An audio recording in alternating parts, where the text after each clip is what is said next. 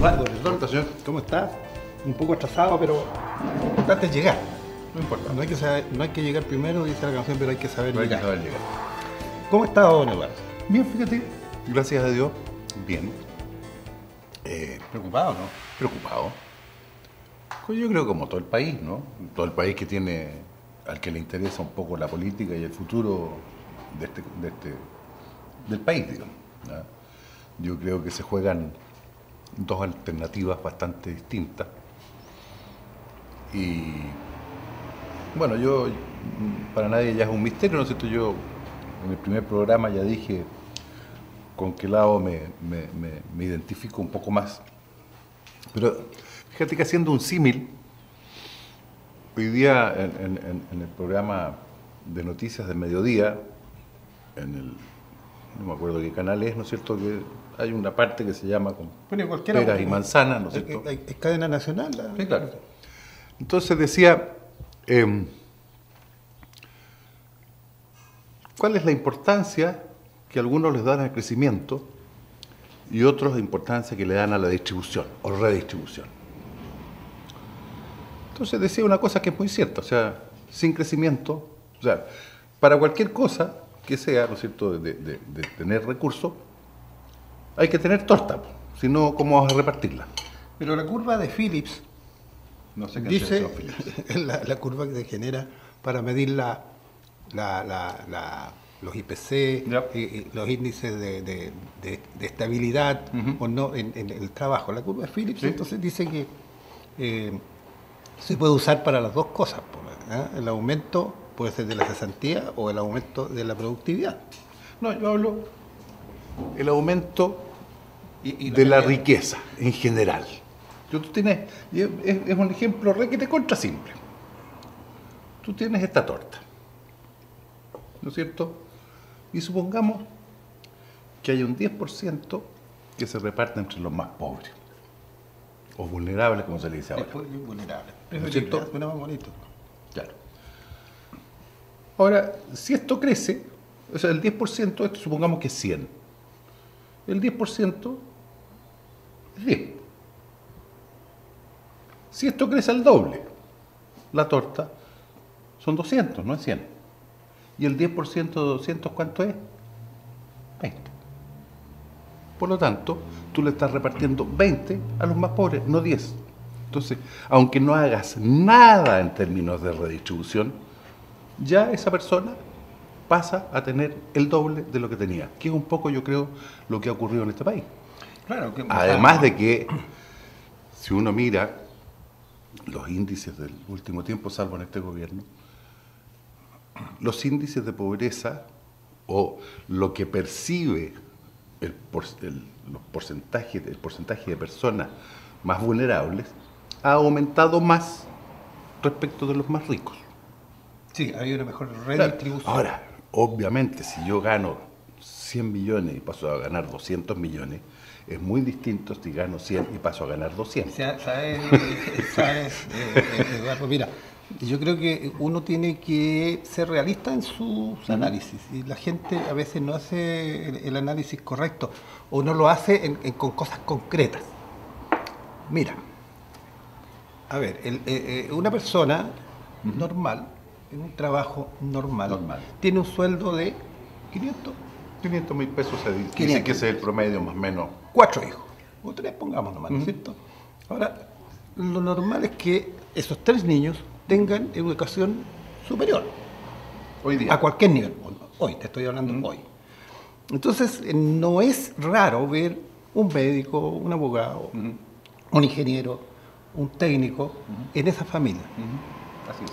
Los sueldos de los hijos nuestros son muchísimo más altos que lo que nosotros teníamos. Aspirábamos. O aspirábamos. Entonces, ¿qué es lo que sucede? La gente dice, ¿dónde está el chorreo? De este chorreo le ponen un colador o le ponen un embudo al chorreo. Claro. Y se lo siguen llevando ellos.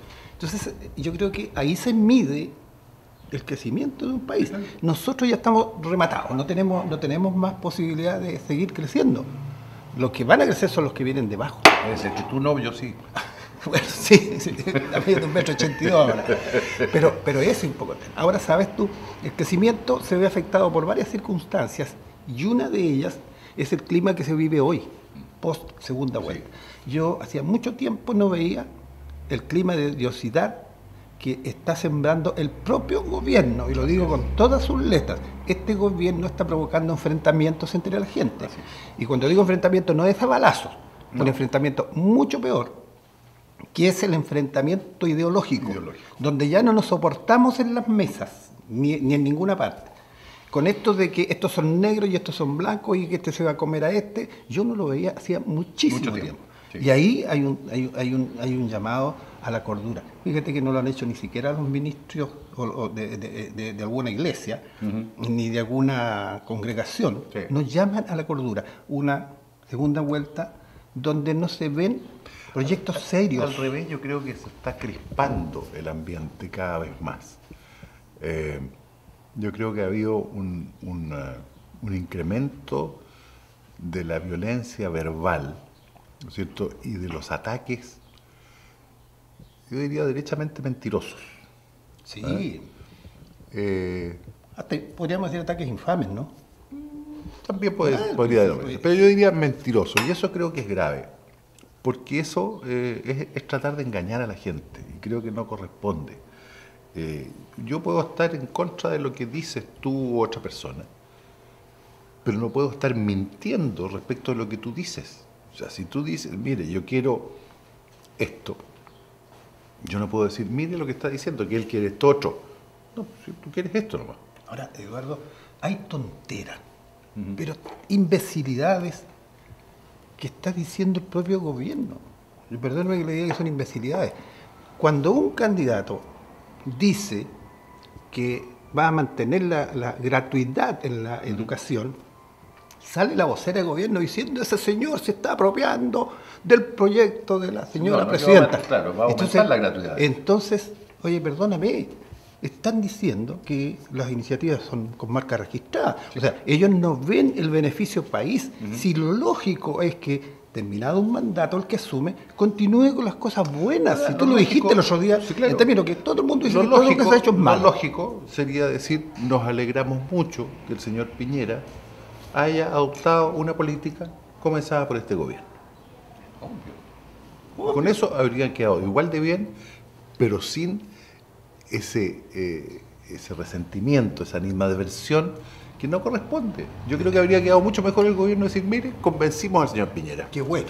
Qué bueno. Es como los dirigentes del Everton que iban a denunciar a Colo-Colo porque le había dado instrucciones a alguien para que fuera a decir que hiciera el cambio con la suerte. Dejaron el gol y perdieron. Una estupidez. Sí, claro. Yo diría que para cerrar este circuito, la elección en un país, la elección popular, es una fiesta de la civilidad. Debería ser. Sí. No este clima de odiosidades, de enfrentamientos y de estar ofendiéndose. No, yo creo que ahí la Presidenta de la República, su gobierno, debería dar el ejemplo. Deben dar el ejemplo.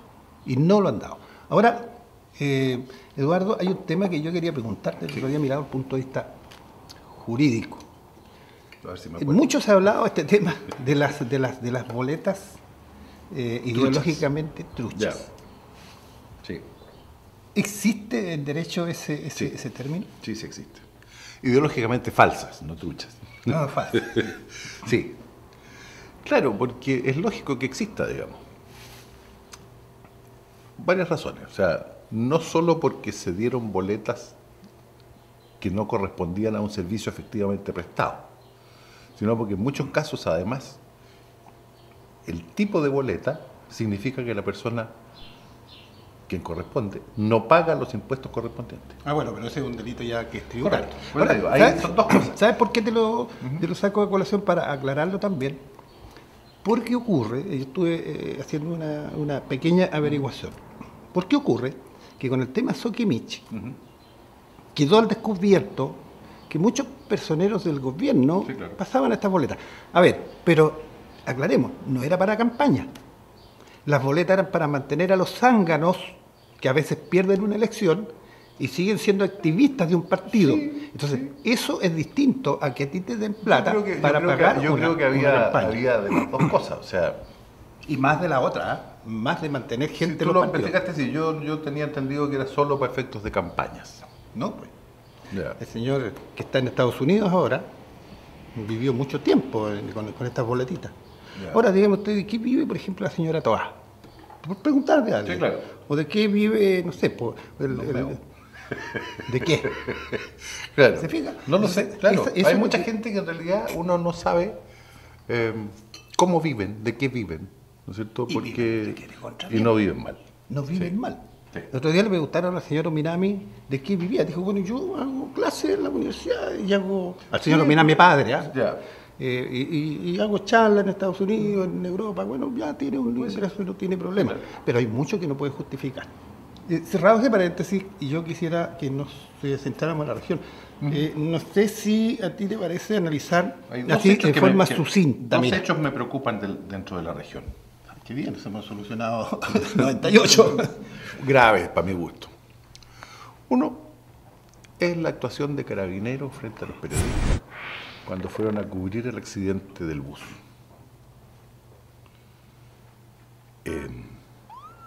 Una cosa es resguardar el sitio del suceso, que sí, es razonable que la gente no se meta, digamos, dentro de donde está, y tiene que haber un perímetro, ¿no es cierto?, protegido, de manera de que los laboratorios correspondientes puedan analizar las causas. Pero no corresponde que a 1 kilómetro, ¿no es cierto?, del sitio del suceso, Carabineros le impida, y además le impida violentamente, el paso a los periodistas. A mí no me lo cuenta, yo creo que es bien clara. Yo tengo mi opinión personal y que no la voy a dar. Lo que sí quisiera destacar es la actuación que tuvo en este incidente el camarógrafo y el periodista también Pedro Wilipán. Ya. Genial. Él dejó que hicieran con él lo que quisieran las fuerzas públicas. No se lamentó, no se quejó, no amenazó. Periodista, profesional. Sí se trabaja. Ahora, Correcto. la acción de Carabineros, repudiable. Yo creo que Sí. eso merece. Pero ¿sabes tú, Eduardo? Frente a ese tema, hay dos situaciones que a mí me parecen gravísimas. Y que los parlamentarios, los cores y todos se quedan callados. Mira, tú conoces el camino Curacautín-Victoria. Sí, claro. Es un camino sin berma, todas cochinas. Entonces, a mí me preocupa que estén haciendo ciclovías aquí en las ciudades y en ese camino no haya un lugar donde estacionarse. Fíjate que por ahí transitan camiones que transportan gas desde la claro. Argentina. Y yo me di el trabajo de ver que vienen mínimo 100 kilómetros por hora. Mínimo. No hay nadie que los controle. Esos carabineros que fueron en forma violenta a reprimir a los periodistas, no se dan el trabajo de controlar la Es un velocidad. camino muy peligroso, o sea, es muy Terrible. sinuoso, con mucha cuesta y mucha curva. Terrible. Y segundo, yo creo que el hecho más grave, los accidentes son accidentes, y hay cosas que tú no lo vas a evitar. El hecho más grave es el siguiente. Ese viaje se licitó, se entregó dentro de las exigencias y se solicita que la máquina que transporta a la gente sea de mínimo del año 2015. Esta máquina era de 2004. Por eso yo no tenía Y yo te cinturón quiero- de seguridad. No, y la estabilidad no es la misma. Evidente. Ahora, yo te quiero preguntar lo siguiente. ¿Quién es el responsable de haber pasado por sobre las bases de la licitación pública? Entonces, aquí el alcalde, creo que es deudo, de una de las personas ahí. No lo sé. Hay un familiar del que falleció, pero creo que es el primer responsable. Claro. Él tiene la responsabilidad de ver si se cumplen o no las bases. Hay varios responsables. Está, Pero él es el primero. claro, el alcalde, está el administrador municipal, el director o jefe de control, que también tiene que analizar el tema. Ahora, volvemos a lo mismo. Fíjate que yo he estado preguntando y lo que se dijo que estaba muy encima el plazo para hacer una nueva propuesta, que en fin, que había que salir, y que era económicamente la más Pero conveniente. Obvio, ¿cómo no va a ser más conveniente? Ahí está, po. Claro. Ahí está. ¿Te fijas? Tiene un costo mucho mayor un vehículo de 2 años de antigüedad que uno nuevo. Entonces, cuando se genera esto, yo creo que hay alguien que tiene que responder. Claro. Aquí, desde el alcalde para abajo, tienen que responder. A mí me dirán cualquier cosa que estoy hablando en un momento de dolor. Sí. Oiga, perdón, ellos tienen que responder. Él es el primer responsable. Sí, claro. Te invito, Eduardo, hagamos un alto y ya Hagamos un retornamos. receso. Hay un tema bien interesante, que es la votación mapuche. Yo ahora, sí, y después te voy a plantear el otro tema de doña Juana Calfunao. Porque yo creo que también es importante pegarle a esa vieja. Hay que... Pero sí,